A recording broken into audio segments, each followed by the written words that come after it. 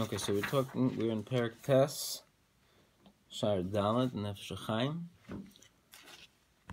So let's see this Gemara. That's what I wanted to look up. Let's see this Gemara. This is Gemara in Shabbos. The Gemara in Shabbos says like this.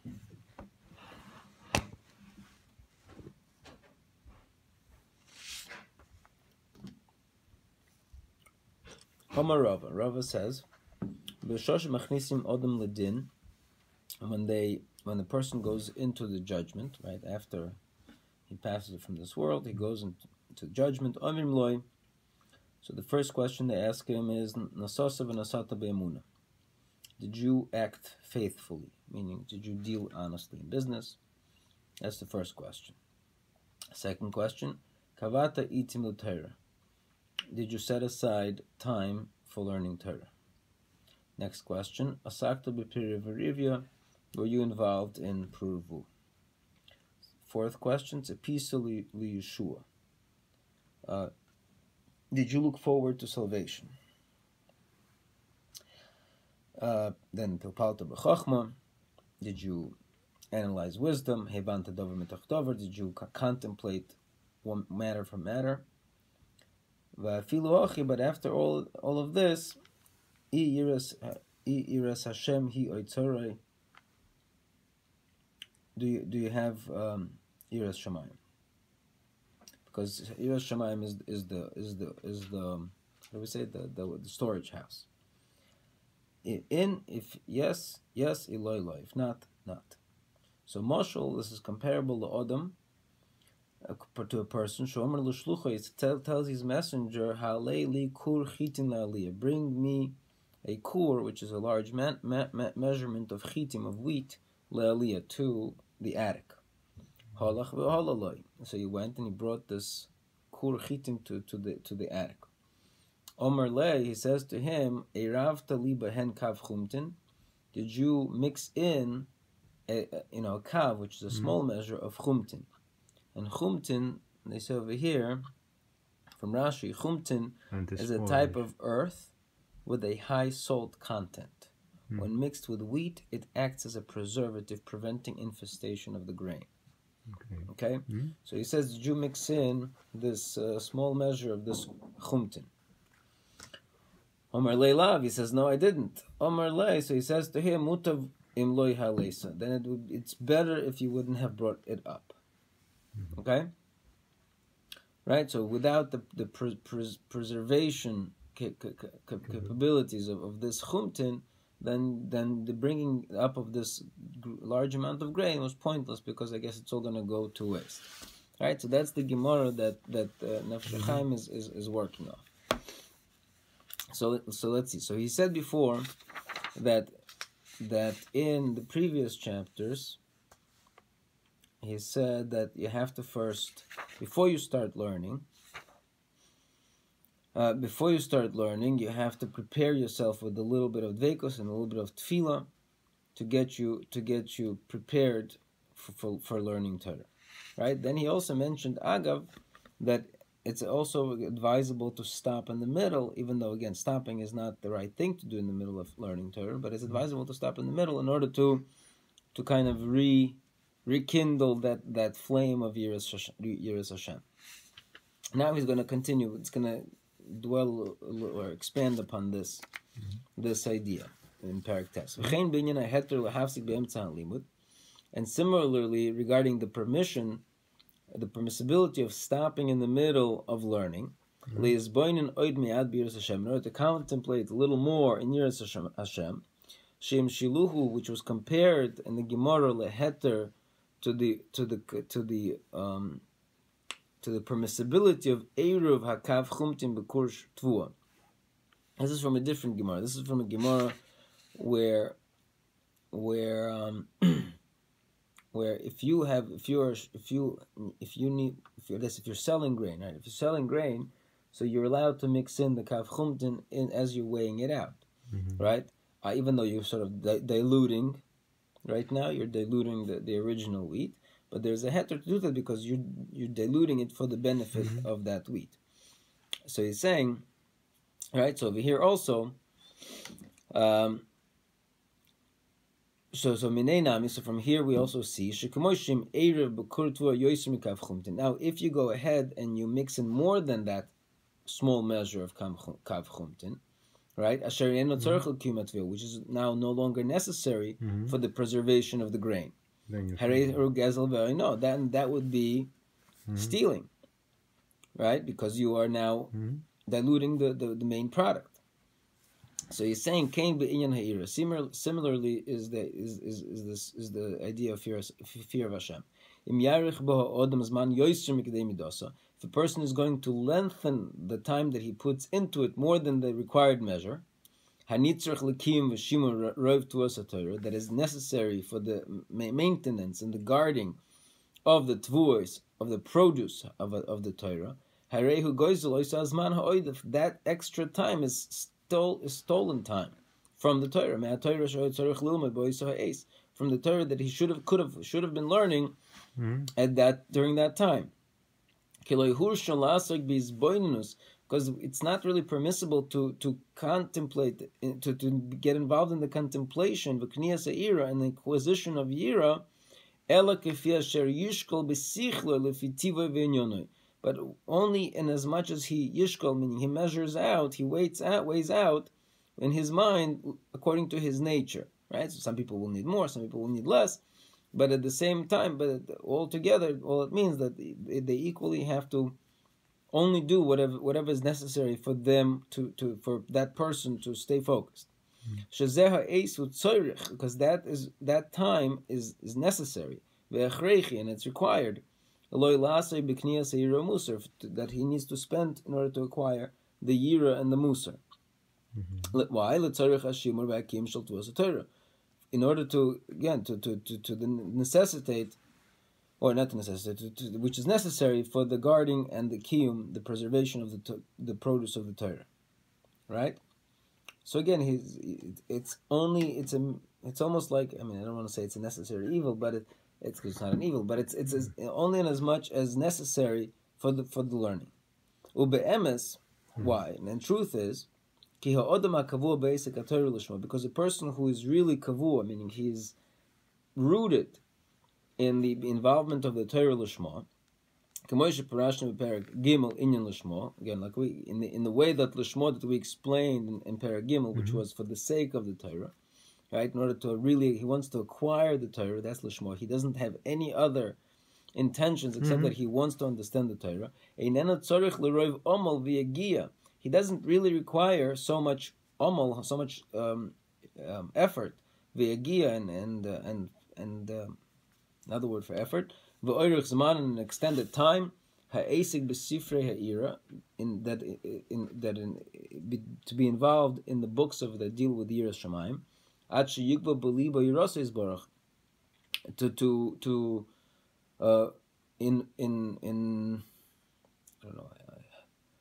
to place into his heart the fear of Hashem. Like the person asher inenu kavua b'eisek Torah, meaning a person that learns Torah will need much less of yira than a person who doesn't. Yeah, okay. Right? So therefore, that's what he's saying. He's saying that you need the minimal amount, and the minimal amount will be minimal if a person is really learning Lishma. Because the Torah, the Holy Torah itself, talbishehu iras Hashem al ponav, will dress him, will encircle him with the fear of Hashem on his face. Bimat zman, with a little bit of time, v'yagia mu'etas, and a little bit of effort, alzeh, in this. Kikach darko uskulos Torah, because that's the way and the talent of Torah Hakadosha. Kamoisha omro kola oisik b'Torah l'shma.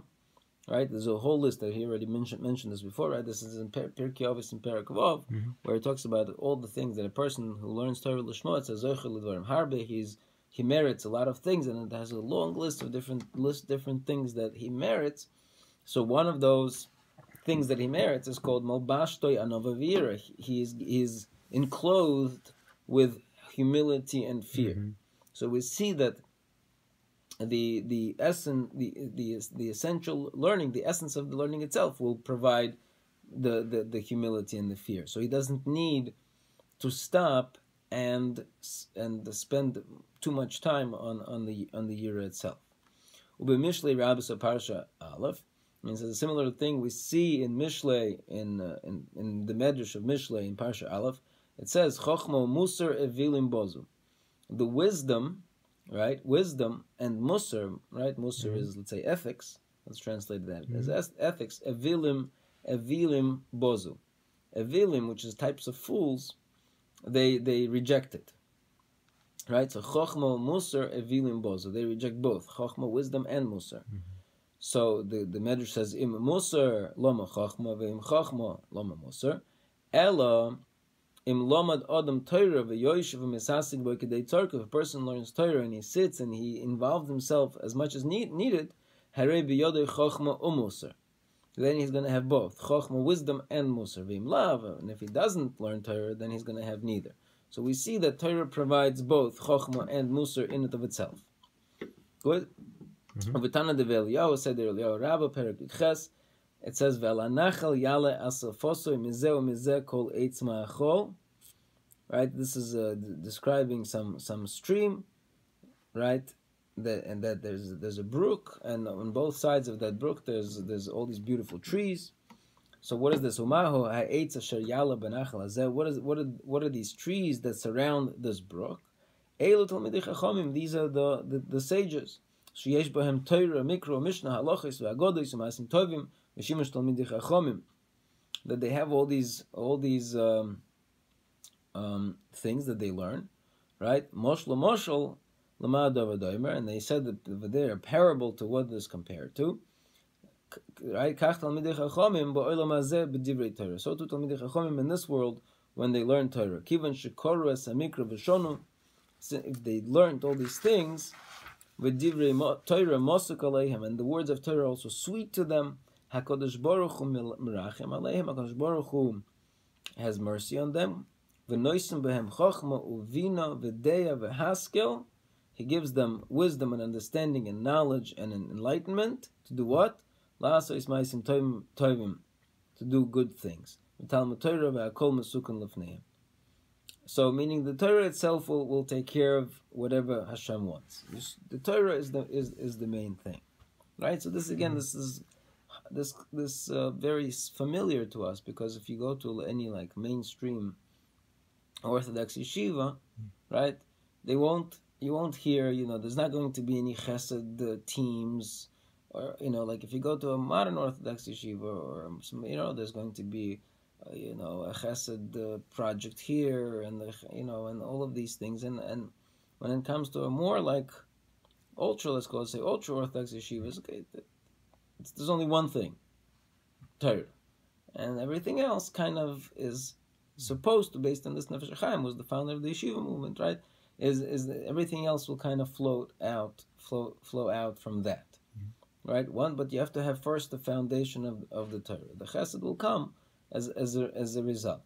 Okay, so it's again a controversial idea, but this is where the roots of this kind of philosophy. That Torah is where you spend 99% of your time, and the rest goes follows logical continuation, right? Follows. Okay, so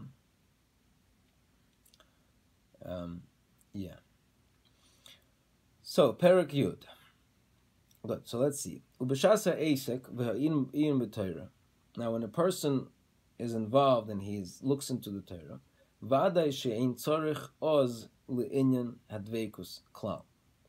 Then at that point he really does not require the idea of dveikus, of clinging at all. Why? Shebaha Eisek v'ha'iyun levad. Because through his involvement and through his learning,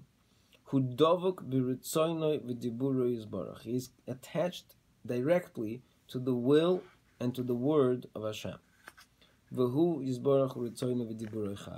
Hashem, and this is a repetition of what he said before, right? That was his main idea, that when a person learns Torah, he is attached to the will of Hashem. So there is no greater will of Hashem than the Torah. So when a person, everything that we do, the chesed that we do, the mitzvahs that we do, ultimately, why are we doing that?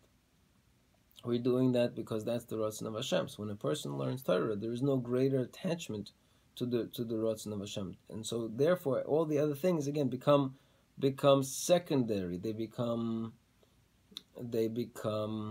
not more than just secondary. They become insignificant or less significant because this is the thing itself. This is the attachment. This is it. All the other things, they also attach a person to HaKadosh Baruch Hu. They also brings a person closer to HaKadosh Baruch Hu. But there is no more direct connection than the actual words and the Ratzon of Hashem. So when a person is learning the Torah, he's attaching himself directly to the Ratzon of Hashem. Good. So v'hu inyan ma'amorim zal, and this is what the sages said. B'shmo Yisrael b'Parashat Lamed Gimel. Odom lokeach chayfetz. A person buys a chayfetz. Shema yochel liknos ba'alav. Maybe he will acquire the master as well. I think that's what it means. Aval HaKadosh Baruch Hu nosan HaTorah. HaKadosh Baruch Hu gives over the Torah to Yisrael. V'omer lahem, and he says to them, Kaviyochel liyatem loichem. It's as if you have acquired me as well. Right? So when you buy an object from a person, it doesn't mean that you acquire the owner of that object as well. You acquire the object from the person. Mashenkin in the Torah, the Medrash compares it to you acquire the object of Hashem, which is the Torah, but with the object of Hashem, you also acquire the owner of that object. Okay? So, v'zeh she'omru, b'kama mekoymes b'zoyer, and this is what also said in many places in the Zohar. The kutsha brichu v'araisa chad. Hashem and His Torah are one. Right? We say kutsha brichu v'araisa v'Yisrael chadhu. But anyway, so g'doyla mizu v'parsa b'shalach, and even greater than this is found in Parsa b'shalach, v'ulifna de kutsha brichu, and we learned that HaKadosh Baruch Hu Torah ikri. He is called Torah. Ve'ein Torah ela kutsha brichu, and Torah is nothing but HaKadosh Baruch Hu. Right? So again, so there are certain things that bring you to HaKadosh Baruch Hu, and then there is the thing itself, which is kind of HaKadosh Baruch Hu, which is the Torah. So it's the connection via the Torah is much more direct than any other vehicle that brings you to Him. Good. Let's see. V'gam kishar shah elyon shal Torah kadosha. Now, even though the root, the utmost, the highest root of the Torah kadosha, who be'elyon sheba'alomes and yikroim alomes ha'in sof. It emanates from the highest worlds, which are called the worlds of Ein Sof, of the infinite. Soid hamal b'shanelam hanizker b'sisri pliyos chochma mitoris rabbeinu Arizal. This is like I can't even translate these words. It's like the malbush hanelam, the hidden garment, which is mentioned in the words of Arizal. Shu reishis soid oisios Torah kadosha, which is the beginning of the secret of the letters of the Torah. Again, words that I don't understand. It brings from the pasuk in Mishlei, Hashem kanani reishis darko kedem efol of meoz. Hashem acquired me the beginning of His way, even before the actions from before. That's the literal translation. So meaning the Torah originates even before the creation of the world, right? V'zeh she'omru zal shekodma la'olam, that it preceded the world. Hainu gam mikol ha'olamis kulim. Not only just the physical world that we understand, it preceded all of the worlds that were ever created. She'rei omer b'v'reishis shava parsha aleph, shekodma l'kisei koved. The Torah precedes even the throne of glory. V'emes, and the truth is, shekodma kaviyochel gam le'olam ha'atzilus isbarach. That really, the Torah even precedes the world of Atzilus, right? If you remember, back in the first Shar, we discussed the 4 levels. There's Atzilus, Bria, Yetzira, and Asiya. And Atzilus was like called Atzilus because it's Eitzel. It's so close to HaKadosh Baruch Hu. HaKadosh Baruch Hu, and like in the Atzilus, it's like one. So Torah is even greater than that Atzilus. It even precedes that Atzilus. Okay? Elosha Atzilus Nikra Ein. But Atzilus is called nothing, because Yesh Me'ayin, we say that the Bria, which is the creation, comes from Ayin, which is the Atzilus. Umesoid hakise maschil soid hashir koima kaviyochel. Lechein al mashikod malakise hakovet. Okay, but I mean, that's not really so important for us. He just wants to explain if we're saying Kisei HaKovod is in the world of Bria. Kisei HaKovod is in the world of Bria, and he's saying that the Torah precedes the world of Atzilus, which is even before the world of Bria. So why didn't this statement say that Torah precedes Atzilus? Why did it say that it precedes Kisei HaKovod? So he's explained some words which you don't fully understand. Again, that you can't, the Atzilus is so much of a nothing that you can't even begin to describe anything preceding it. So we say it's before Kisei HaKovod, but in reality it's so much before Kisei HaKovod that it's even before the world of Atzilus. Okay? Therefore, with the Torah, with the blueprint, or with the tool, or through the Torah, I don't know, however you say it, all of the worlds were created via the Torah. The pasuk also in Mishnah says, the Torah is speaking, it says, Ve'eya, and I was etzloi, to him, meaning to HaKadosh Baruch Hu, Omoin, the maker, the master of the Omoin would be like, I don't know what the good English word, craftsman, there you go.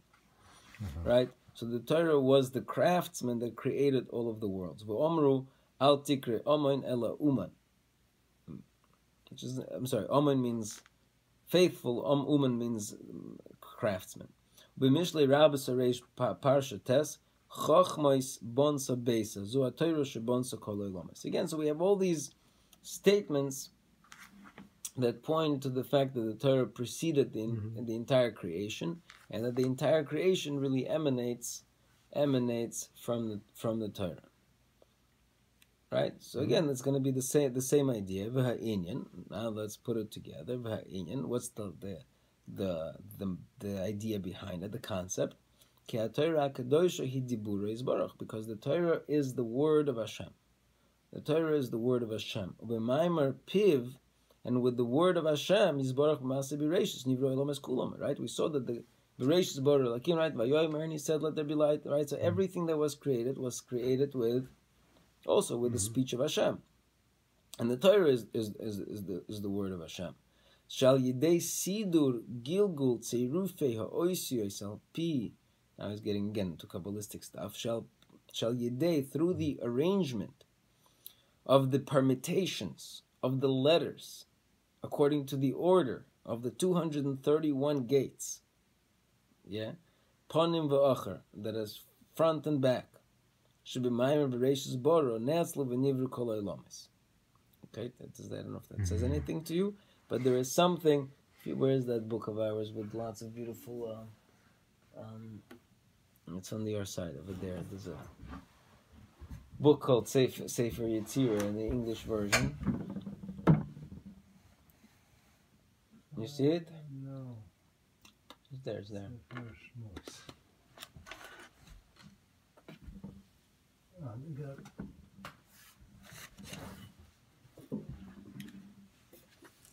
So this book describes some of these ideas. So this book has these 231 permutations. Here, let me see this nice The table illustrating pictures. Yeah, nice pictures. Here we go. Where is it? Yeah.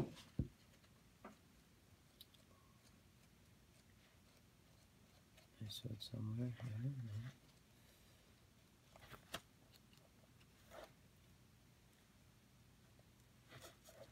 Mixing it up. That was here somewhere.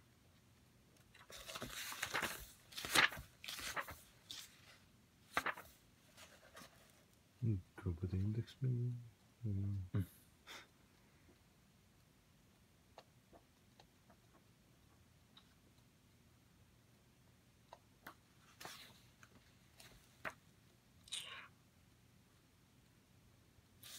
Here's some of them. So these are the 231 gates according to the later Kabbalists. These are the 231 gates according to the Kabbalistic method.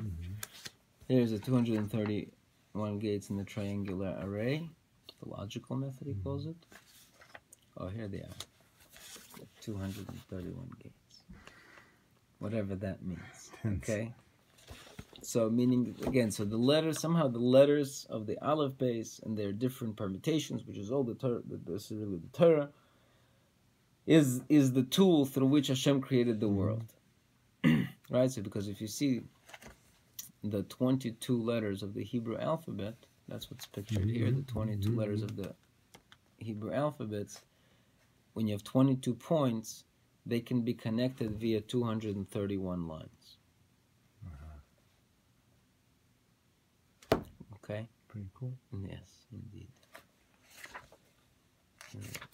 Okay. Anyways, so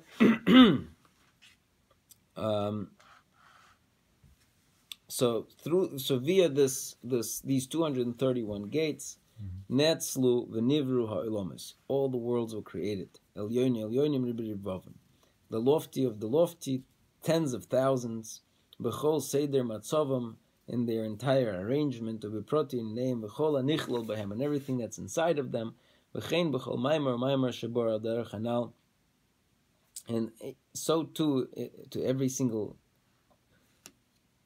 maimer, meaning saying of HaKadosh Baruch Hu, nivru kol protein, meaning v'anyon shaboisa asuk sholov nemer oisay maimer, all the different subcategories upon which that statement was made. So basically, again, fancy speeches over here, but the point is that the entire creation originates from the Torah. I don't remember if he's going to say this later, right? But at the end of the creation, it says Yom HaShishi, right? The sixth day, right? And the Rashi says, why does it say the sixth day? All the other days it just says first day, second day, right? And on here it says the sixth day, and Rashi says, no, that's referring to the sixth day of Sivan, upon which the day the Torah is going to be given, and that all of the entire creation was like hanging until Ma'amad Har Sinai, until the day of Har Sinai, because HaKadosh Baruch Hu said that if you guys don't accept the Torah, I will return it back to chaos and void, toihu v'voihu, right? Right. So we see that even not only was the Torah there at the beginning of creation, and it is the thing that out of which the entire creation emanates, we see that also the acceptance of Klal Yisrael, to accept the Torah and bring it out into this world, that is also a condition upon the ability of the creation to continue, right? Otherwise, it goes into poof, into nothingness, right? So, and I mean, again, if you could say it now in modern scientific ways, you could say that there's an idea. Again, I'm not an expert in this, but there's an idea called entropy. Yes? Okay. So, I heard the name. Right. So, interestingly enough, that has been proven that everything in the physical world wants to return to disorder. That by nature, the world has to go back, constantly wants to go back to disorder, right? Because you need additional energy to continue to sustain order. So that's called, again, I think entropy is disorder, enthalpy is order. Okay. So entropy, the world is continuously in a state of kind of chaos. Well, it's not in a state of chaos, but it's continuously wants to go back to the state of chaos. Order is not the natural state of the world, right? The Torah, on the other hand, which is the intellect, right? It is the logical order of the creation, right? So without the Torah being present in this world, the world has to go back to disorder. And when the Torah is in the world, or it's right, it's the blueprint of the world. In other words, it's the thing that creates the order out of the disorder, and it is also the thing that continues to maintain the order. So when people are learning Torah, they're kind of actively bringing intellectual master plan back into this world. Right? They're actively involved in putting the order back into this world. Right? So that's part of what's happening when a person is learning Torah. Is kind of reinforcing the intellectual, logical creation, logical seder of the creation. Okay? So let's see. Now he's gonna have more of these Memorei Chazal that are gonna support this idea. Kamashikosa Bezoyer Truma, the Chabura Kuchabrichu Alma, when HaKadosh Baruch Hu created the world, is Stakel Bo Be'araisa, he looked into the Torah, Ubaro Alma, and he created the world. Ube'araisa is Berei Alma, it is with the Torah that Hashem created the world. Kemode Ukmuhu, the Ksiv, as it is written, Ve'yeh etzloi Omen, I was to him a craftsman. Araisa Tzayvachas, the Torah is screaming, Ve'yeh etzloi Omen, Bi Boro Kuchabrichu Alma. Through me, HaKadosh Baruch, with me, HaKadosh Baruch created the world. The ad loy isberi alma akdima saraisa. Even before the creation of the world, the Torah was already there. V'kadbo kuchabrichu limivre alma. And HaKadosh Baruch wanted to create the world. Have a mistakel bo be'araisa b'chol mila u'mila. He would look into the Torah in every word and word. V'ovid lekivla umnusa di alma. And parallel to that, he would create the workings of the world. Begin to call milan. Because everything that all the things and happenings that will happen in all the worlds are in the Torah. In the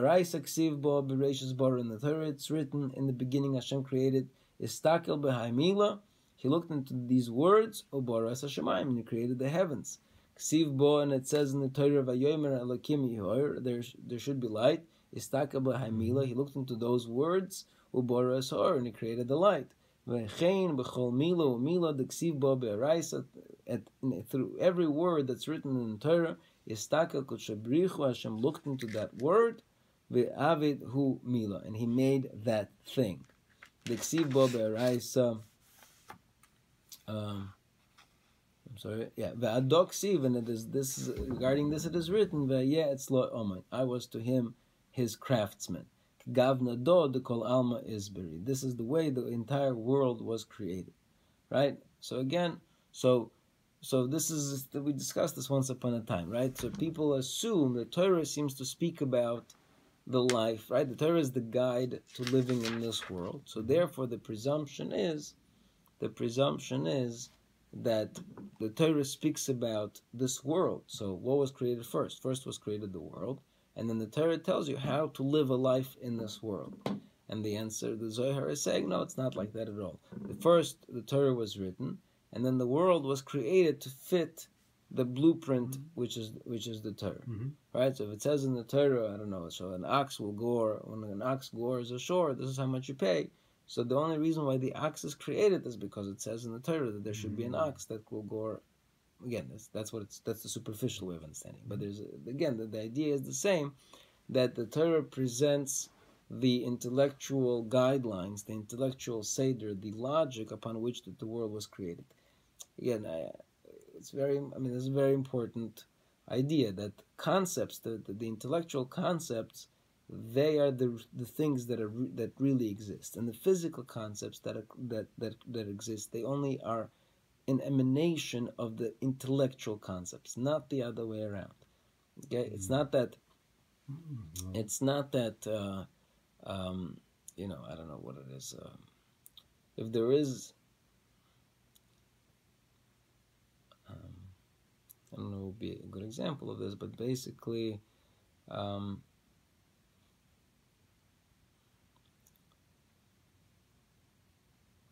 don't know, if you see a person walking, and he's showing off, and he's a big show off, and he's walking, and he slips on a banana peel, and he falls face into the mud, right? So that was funny. So we ask ourselves, why is that funny to us? Why is that funny to us? And we say to ourselves, well, that's because of and that's a kind of ironic.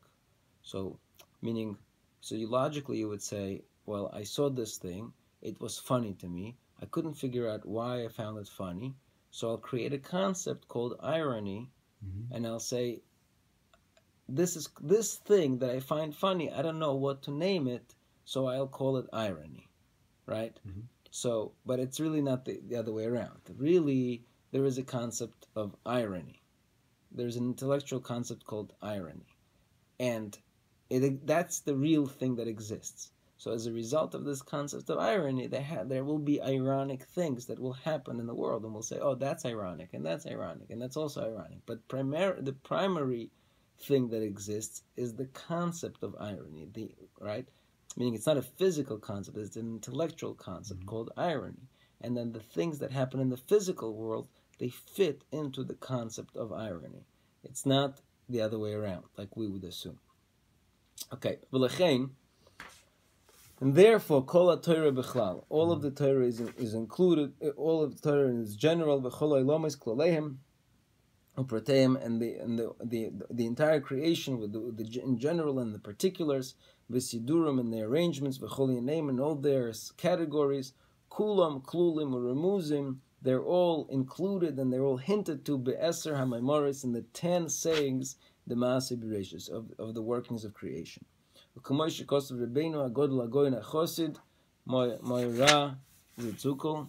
meaning that's the Gra. Al Sifra, that's Nusa Perikeh. In his commentary on this part of the Zohar called Sifra, that's Nusa, in the 5th paragraph. Ein Bezeh Bezohar, again Bereshis, again the quote's another part of the Zohar. Okay, and therefore they said, "B'zohar deraisa hi nehiru decholam." And the Torah is the light of the entire creation. V'chiyuso, v'kiyuma, v'shorsha dekulan. It is the life force and the sustenance and the root of all of the worlds. V'ha'inyan, again, the concept here is ki ha'olamos holchim al seder ha'hishtalshelus v'ha'draga. The worlds they run on the Seder Hishtalshlus, on this, I don't know how to say it, but the Seder that was of progression, right? Shekol Olam HaYoser Elyon V'Gavoya, that the world that's on the higher Madrega, is the Nishmasa V'Chiyusa V'Kiyuma V'Oyresh Olam Shetachtav Levad, is the living force of the worlds that's below it. And we had this before, in Shar Aleph, right? That each world that's above it is like the soul to the world that's below it, and it really it's the life force of that world, and the world above it is the life force of that world, and it keeps going. So each world that is higher than the previous one gives life and to the one below it. Amnam Yisrael Olam Atzilus, but if you get all the way up to the world of Atzilus, Alagimal Olamis Briyos Yitzira Asiya, once you get to the world of Atzilus, which is the world of concepts, it really is the life force to all the other three. Ein Be'etz Chaim. Shar Pnimius V'chitzoynis Drush Beis. Again, lots of quotes here. Shekulo elakus gomer, because when you get to the world of Atzilus, you're so close to Hashem that we can call that world pure godliness, right? Like he said, Bezoyar, the Eser spheres, the Atzilus, the 10 spheres that are in Atzilus, Malka behoin, the king is in them. Ihu v'garmei chad behoin, him and his garmei, I don't know how to say his name, I don't want to say his body, but his essence is one in them. Him and his life is one in them.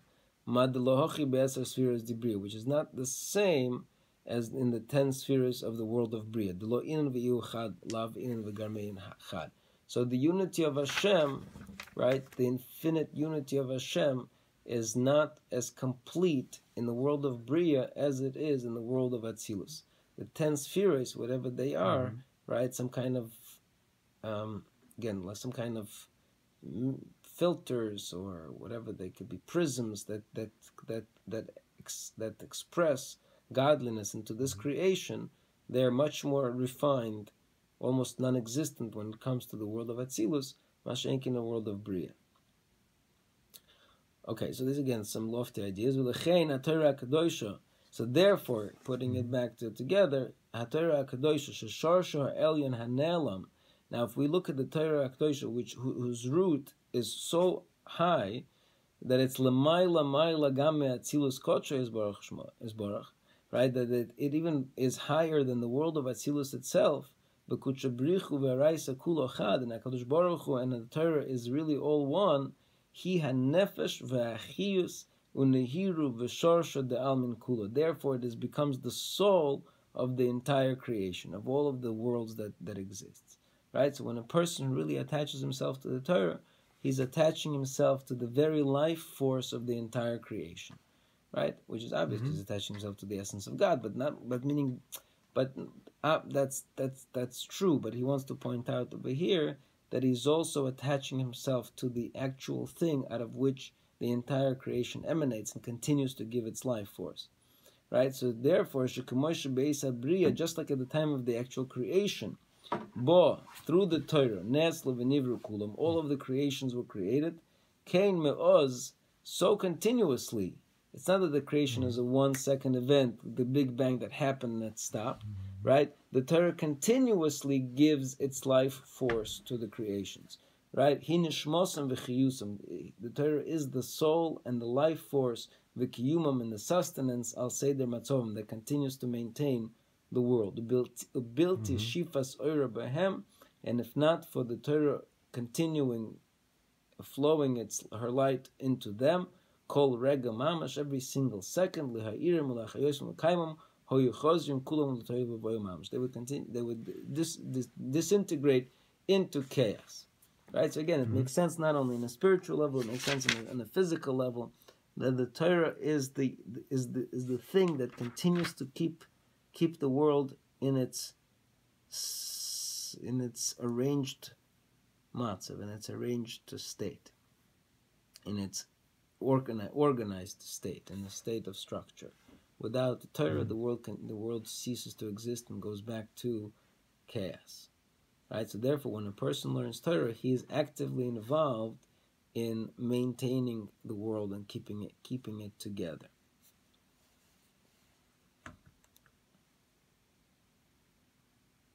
Okay, so let's just start again the Perek Yud Aleph, and then we'll stop here. Therefore, ikar chiyusam ve'oirim v'kiyumam shalaylam is kulam al noch, and therefore the entire life force and the light and the sustenance of all of the worlds, hurak, is only kishanachnu oiskim b'karoi. This life-giving force of the Torah is really achieved only when we are involved in it properly. Because the Kodesh Baruch Hu and the Torah, and now Klal Yisrael, he puts Klal Yisrael back into it, are all one. Shekol echad mi Yisrael, every person from Yisrael, shoyrish nishmasa ha'elyoina, the root of that person's soul, the highest part of that soul, medubak v'nechas b'ois achas me'aTorah, is connected to some one letter in the Torah, v'hoyu la'achod imamash, and is really united with it. Okay, so here, this we're going to stop, but basically where now he's bringing in that again, then that we and the Torah at our some kind of national source, we are all that connection. So therefore, when we're going to learn it, we're going to bring out what is at the root of our soul. We're going to bring it out into from potential into action. Okay. All right, stop here.